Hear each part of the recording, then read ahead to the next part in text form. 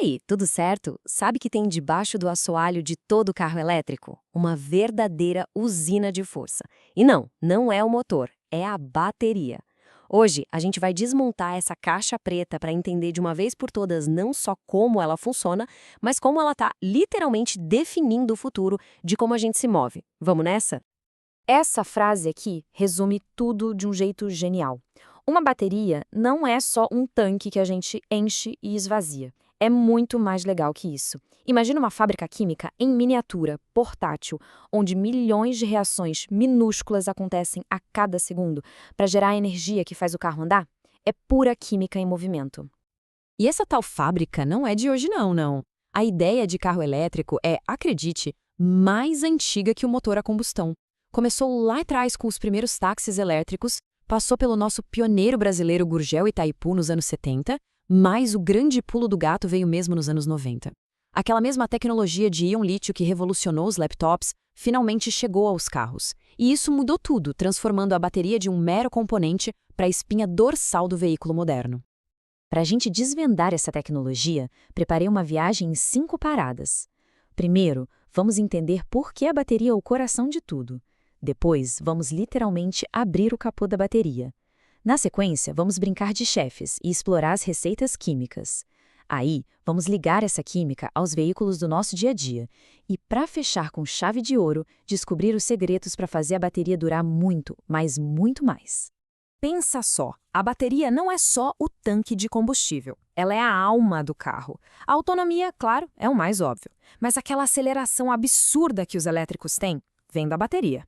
O preço do carro, uma fatia enorme está na bateria. A segurança, o centro de gravidade, até o formato. Tudo, absolutamente tudo, gira em torno de como encaixar essa peça potente no design. Ela é o centro do universo do carro elétrico. E agora, a parte que eu mais gosto. Vamos desmontar o brinquedo camada por camada. Do pacotão gigante que fica debaixo do carro até a menor passinha que guarda a energia. Vamos entender como essa hierarquia funciona. Imagina aquelas bonecas russas, uma dentro da outra. A maior de todas é o pack, essa carcaça super protetora. Dentro dele, a gente encontra os módulos, que são como caixinhas menores organizando as células. E a célula é a unidade fundamental, onde a mágica toda acontece. E para gerenciar essa galera toda, temos o cérebro da operação. E esse cérebro tem nome e sobrenome, é o BMS, ou Sistema de Gerenciamento de Bateria. Pensa nele como um maestro de uma orquestra. Ele está ali o tempo todo garantindo que todas as células toquem em harmonia, monitorando temperatura, voltagem, corrente, tudo para evitar qualquer BO. Ele é o verdadeiro guardião que garante a segurança, o desempenho e a vida longa da bateria. Sem um bom BMS, a nossa fábrica química vira uma bagunça. E o maior inimigo dessa fábrica química é, sem dúvida, o calor, ou a falta dele. O gerenciamento de temperatura é vital, mas ele combate umas ameaças silenciosas que vão além do superaquecimento. Uma delas é o tal do lithium plating, que é quando o lítio se acumula do jeito errado durante cargas rápidas no frio, e isso danifica a célula. Outra é a propagação térmica, um efeito dominó bem assustador, onde uma célula esquentadinha pode contaminar as vizinhas. O sistema de arrefecimento, seja líquido ou ar, é a nossa linha de defesa. Beleza, já entendemos a estrutura. Agora vamos para a cozinha da nossa fábrica. Porque, olha, nem toda bateria de íon lítio é igual. Existem diferentes receitas químicas, e cada uma delas cria uma bateria com um jeitão e um desempenho totalmente diferente. E na hora de criar uma receita, os engenheiros enfrentam um dilema clássico, o equilíbrio. De um lado, todo mundo quer mais densidade de energia, que se traduz em mais autonomia e mais potência.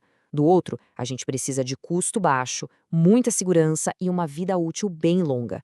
E o segredo é que não dá para ter tudo no máximo ao mesmo tempo. É preciso fazer escolhas. E essa tabela aqui mostra bem essa briga. Olha só a primeira linha, a química MMC ou NCA. Tem uma densidade de energia altíssima, perfeita para carros que precisam rodar muito longe, mas o custo é maior, em parte por usar materiais mais caros como cobalto. Agora desce para a segunda linha, a LFP. A densidade é um pouco menor, mas ela é a campeã do custo-benefício. Usa ferro, que é super abundante e por isso é mais barata, além de ser muito segura e durar horrores. E vale a pena ficar de olho na sódio-íon, que está chegando com a promessa de ser ainda mais barata. E não é só a receita que importa, a embalagem também. O formato da célula muda tudo. As cilíndricas, que parecem umas pilhas maiores, são famosas por serem usadas pela Tesla e são ótimas para controlar o calor. As prismáticas são como os tijolinhos, perfeitas para aproveitar cada centímetro de espaço, principalmente em ônibus. E as do tipo pouch ou pouch são flexíveis, parecem uns sachês e permitem criar designs bem diferentes, mas precisam de uma proteção estrutural mais parrudo. Ok, agora que a gente já conhece as peças do quebra-cabeça e as receitas, vamos ver como tudo isso se encaixa no mundo real.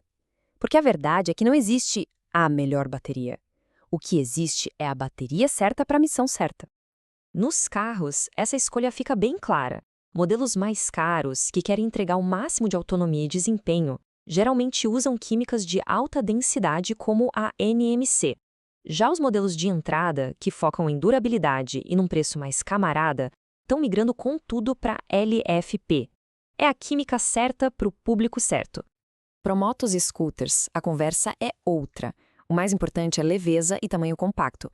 Por isso, a NMC, com sua alta densidade de energia, é a rainha da categoria. E a grande sacada aqui são os packs removíveis. Isso permite uma coisa fantástica chamada battery swapping. Em vez de esperar para carregar, o piloto só para numa estação e troca a bateria vazia por uma cheia em segundos. Genial, né? E só para ter uma noção da diferença de escala, dá uma olhada nesse gráfico. A bateria de uma e-bike é minúscula. A de um carro já é mais de 100 vezes maior. E a de um ônibus urbano é um monstro de energia, quase 700 vezes maior que a da bike. Cada um deles exige um projeto de bateria completamente diferente, claro.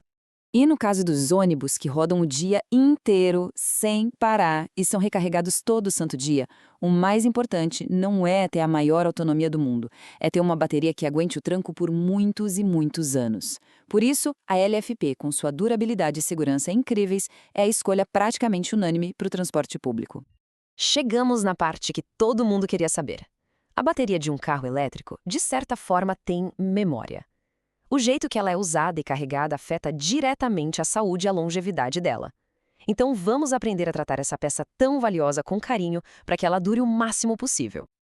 Então, a pergunta de $1 milhão. O que pode ser feito para estender a vida útil dessa peça tão importante e cara? A regra de ouro é bem simples: evite os extremos. As baterias de íon-lítio não gostam nem um pouco de ficar totalmente cheias ou totalmente vazias por muito tempo. Para o uso do dia a dia, o ideal é manter a carga ali na faixa dos 20% aos 80%. Vai fazer uma viagem longa? Tudo bem carregar até 100%, mas faça isso um pouco antes de sair. E se o carro for ficar parado por semanas, o ideal é deixar a bateria com mais ou menos 50% de carga. Aí no frio, evite carregadores super rápidos, porque isso estressa a química da bateria. E para medir o envelhecimento da bateria, a gente usa um conceito chamado SOH, ou State of Health, que é o estado de saúde. Uma bateria zerinho tem 100% de SOH. Com o tempo, é normal ela perder um pouco da capacidade. Quando ela chega ali perto dos 70% ou 80%, ela é considerada aposentada para o uso no carro. Mas isso não é o fim. Na verdade, é só o começo de uma nova jornada. E essa é a tal segunda vida da bateria. Elas são retiradas dos carros, agrupadas e usadas para armazenar energia em locais fixos. Por exemplo, para dar um suporte para a rede elétrica ou para guardar a energia gerada por painéis solares durante o dia para ser usada à noite. É um exemplo incrível de economia circular na prática. Então guarde este número, 70%. É o ponto em que uma bateria pode não ser mais ideal para um carro, mas ainda tem capacidade de sobra para muitos e muitos outros usos. É a prova de que essa tecnologia foi pensada para durar e ser reaproveitada até o fim. E com isso, a gente fecha o nosso mergulho. No fim das contas, a grande revolução da mobilidade elétrica não é sobre encontrar uma única bateria perfeita. É sobre a inteligência de combinar a química certa com o formato certo e a gestão certa para cada missão específica. É a união perfeita da química com o movimento, redesenhando o nosso mundo bem debaixo dos nossos pés.